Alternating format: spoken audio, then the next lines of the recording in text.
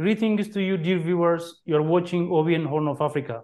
This is weekly program Future Africa, and I am Phantom Belete hosting the program. Today, I'm joined by Dr. Benjamin Anyagri, immediate past executive director of Kwame Nkrumah Ideological Institute, Africa. Doctor, a very warm welcome to the program. Thank you very much. And I'm glad to be here to share some thoughts with you and your audience. How are you doing with your institute? Would you please tell us more about you and your institute after having the first discussion, please? I am the immediate past executive director of the Kwame Nkrumah Ideological Institute. The institute in recent times stands to continue with the Pan-African works of our forefathers, and also to fight for the Continental Union government and to fight for the upliftment of the African personality. It is a crusade that has to be continued, which started immediately after the independence of Ghana.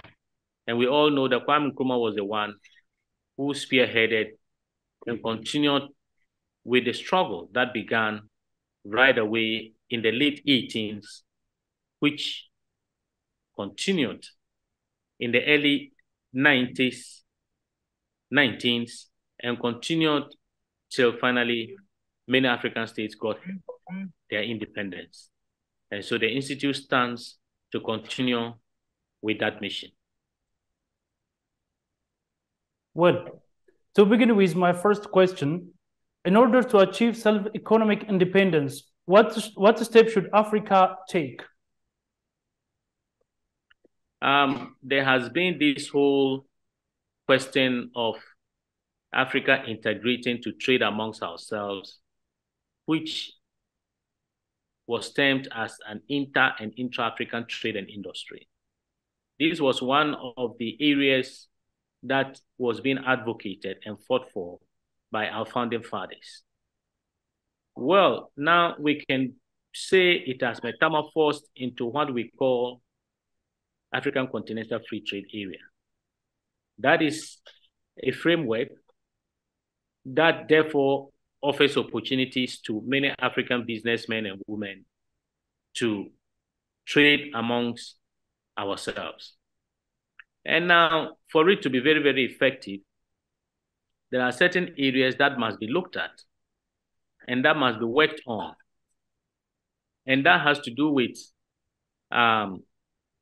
looking at the Pan-African payment systems, has to look with free movement of goods and services, has to look with free settlement of African citizens anywhere in Africa.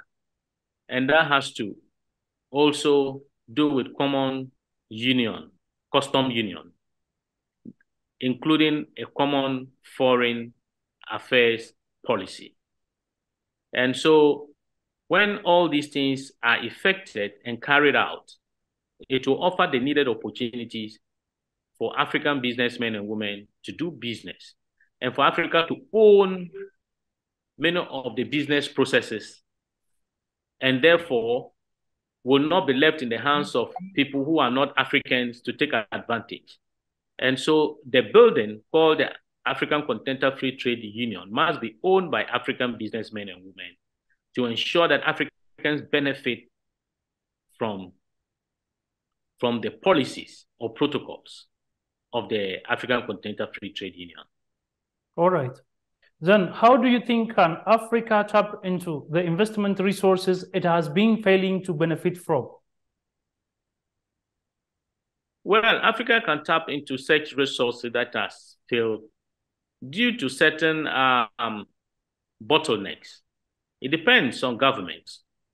If governments really want to encourage African businessmen to strive and make a lot of pluses, they can do that. If you look at many of the policies governing how to do business in many African countries, it's so cumbersome, it's full of bottlenecks. And before you pass through all these hurdles, sometimes people get frustrated, and then just decide to just drop on the way. The other aspect too is that many of Africans in the diaspora must also begin to realize that they have to come to Africa and, irrespective of any challenges, work through those challenges to ensure that they also have access in doing business in Africa. And so governments must make things possible, must make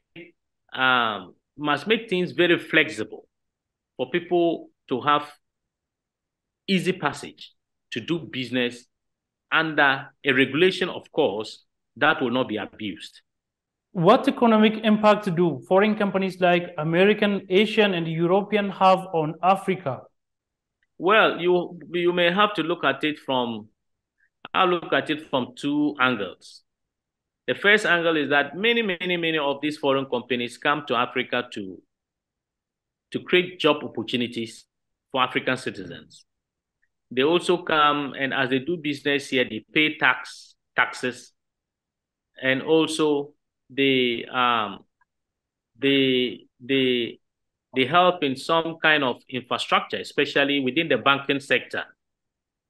Now, the other aspect is that the other coin of this question is that they end up siphoning much money outside Africa into their country's reserves. And so these their countries use such resources to help their economies. And so this is how I will look at it. It has a plus and it has its own negatives as well.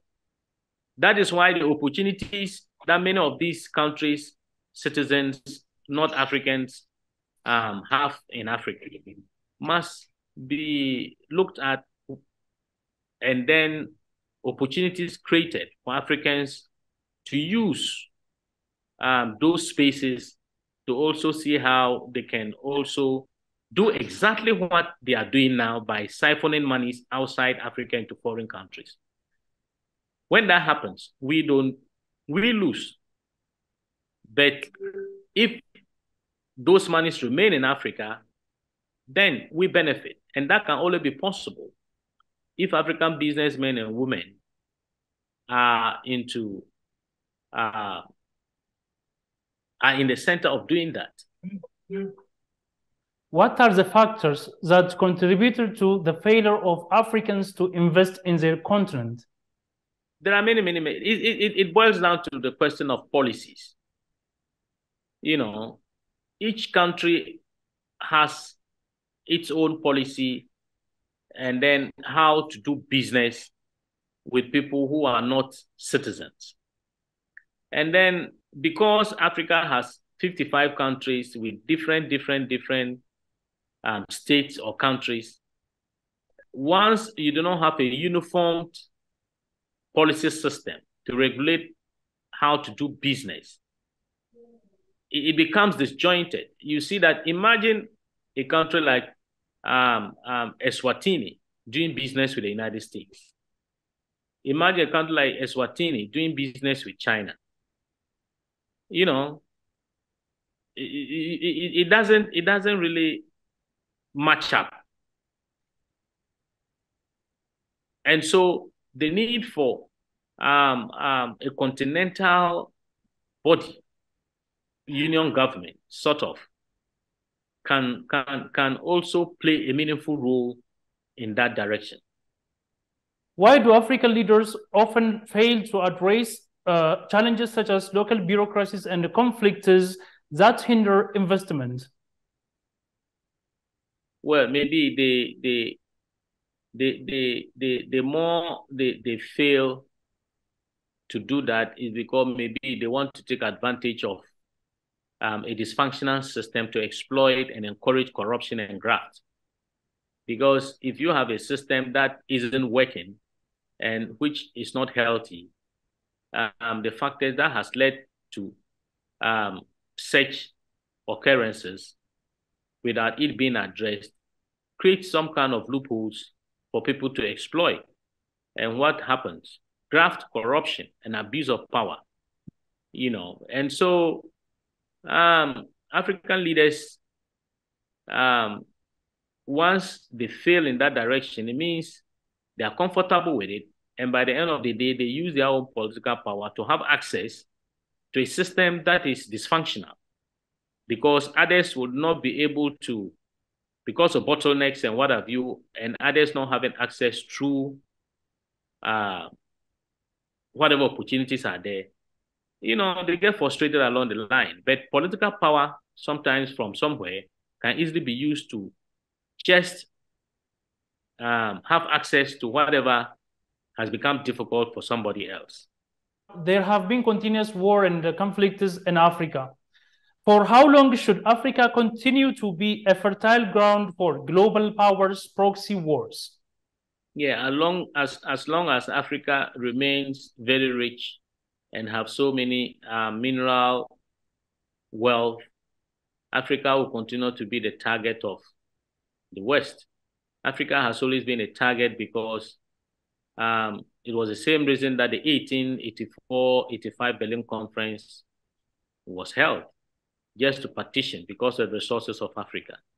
And so as long as Africa remains one of the richest in the world, having 30% of the world wealth, of course, there will always be some kind of means to have access. And what actually happened is that there are no wars without economic interest. And so many of these wars we see in Africa are orchestrated just for some powers that be to have access to our resources. And they come in the name of peacekeeping. And through the peacekeeping protocols, they end up siphoning or stealing our resources. If you look at the DRC Congo, you see that every time there's always conflict there. And who are those who orchestrate this conflict? It's because they just, the powers that be just want to have access to the mineral resources of the Congo, which of course is Africans. And so wars all over Africa, these are some of the reasons, including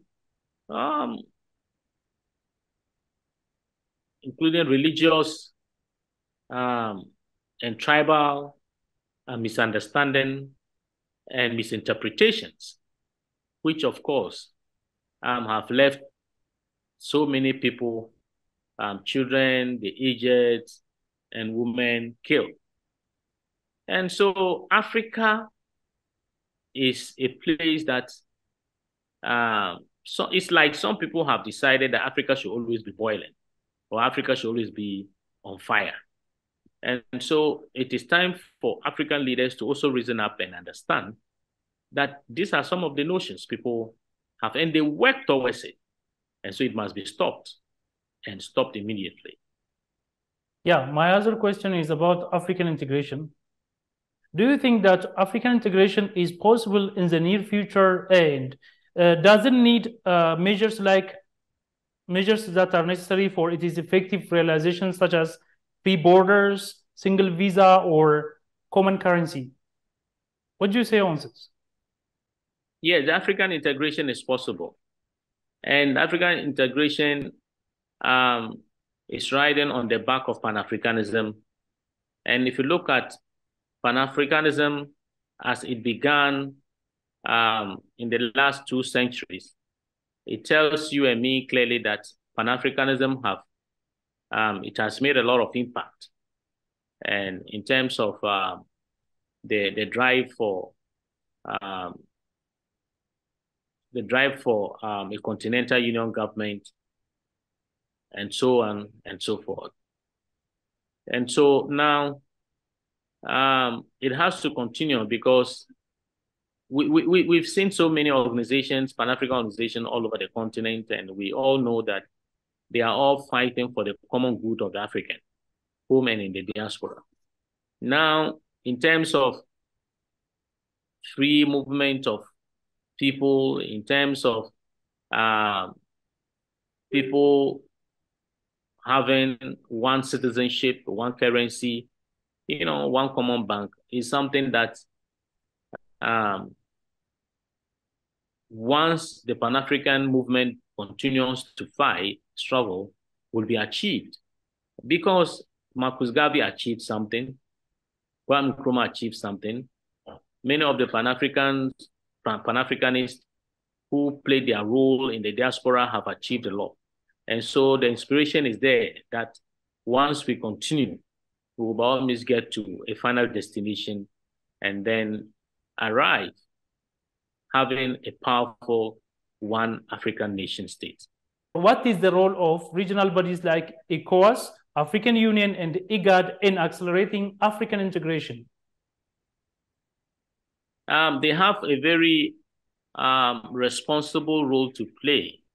Currently, we have 6 sub-regional bodies, the 6th one being the Africans in the diaspora. Now, the roles of these sub-regional entities are to work towards a common good, are to work towards the Continental Union government. We are all aware that in the year 2007, during the AU summit, that was one of the arguments they put across, that instead of a Continental Union, United States of Africa at the time, time should be given for them to go and look at such things such as the commissions and also the sub-regional bodies to work towards the integration process of the whole continent. Currently, there has been some delay between the sub-regional bodies because the sub-regional bodies are there, but actually the citizens of the sub-regional body do not know what the sub-regional bodies are doing. There's no information, there's no communication. We are just sitting down and we just sometimes just wake up to hear they've done this. All what we hear about them is when there's a coup in another country, that they move there. That's what we hear. But we don't hear them in terms of processes towards real integration, like a common currency, like breaking the boundaries, like having efforts towards practical realization of the Continental Union government. A typical example is in West Africa, we had the ECO. It was a currency agreed by member states for the sub-region. There was a point a secretariat was set, and then we used to hear of a criteria, convergence criteria. And now, this convergence criteria was something that they were relying on, hoping that countries would meet it for them to integrate. But there was a whole secretariat running this whole program more than a decade now. We don't know where the secretariat is now. Everything has become quiet and silent. And so sometimes you ask yourself, is it worth having such regional bodies? And of course, we can take some inspiration also from the Eastern African body, Eastern African bloc. They are working hard towards a federal state. We've been hearing the moves of countries, within that region. And we hope that it will materialize. And so the sub-regional bodies need to do more. They need to up their activities. We need to know what is happening because it seems they are very silent or they are sleeping. And so once they wake up and also let the public get to know exactly what they are doing, we'll be satisfied. Unless, of course, they are also there as structures serving the interest of some powers outside Africa, which isn't good enough. We've seen some time ago when there was conflict in Liberia and Sierra Leone, we saw ECOMOG. ECOMOG played a good role, but ECOMOG should have been around to look at issues of the northeastern conflict. Nigeria, northeastern part of Nigeria, the jihadist attacks and all of that. The same thing could have happened within the Sahel what is happening with the jihadists. And so they could have stepped in to quench the challenges, the fires there.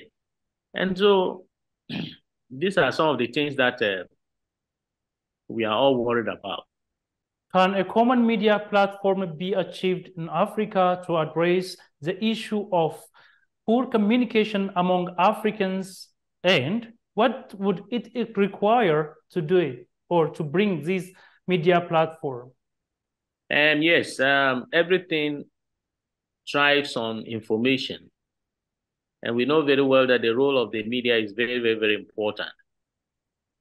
And in Africa, we see that, first of all, I have to thank your station and many other Pan-African stations who are doing well to disseminate some information to all Africans. And information is key, and the media playing a key role can either help spur, move the agenda of the continent forward or not. The media can also play a very important role in terms of peace on the continent. And so we've seen that what dominated the continent some few years back, which of course I can say many of some stations are catching up, were the Western media stations, BBC, CNN, and whatever they put out there, people tend, whether it was true or not, people, because of their presence for quite some time, people saw it to be credible. And so it is time for Africa leaders to encourage a kind of special summit for the media practitioners to see how they can really step in to play a very meaningful role regard the Africa that we want. And so media is key and very important. Lack of information affects knowledge. And once the information flows, people become aware and appreciate what is going on. Well, what concrete measures should Africans take to secure representation in the United Nations Security Council? African nations will have to take a firm decision that once they are at the UN, they must be given the veto. If they are not given the veto, then it means their presence there is just to add up to the numbers. Because, and for me, one of the best ways would be to give a deadline that Africa should be given that veto power.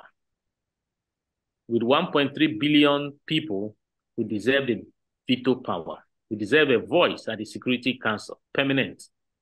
And so if that becomes a challenge, then one of the ways will be the 55 states withdrawing their permanent representatives at the UN as a protest until they consider that. Because, I mean, what does it mean to be with a body that they only see you, but they don't respect your voice? You know, and so they will have to look at it. They will have to take a very firm stand on it and then agree that, look, if they don't accept as being one of the veto powers, then we are going to withdraw all our permanent representatives at the UN until such is considered.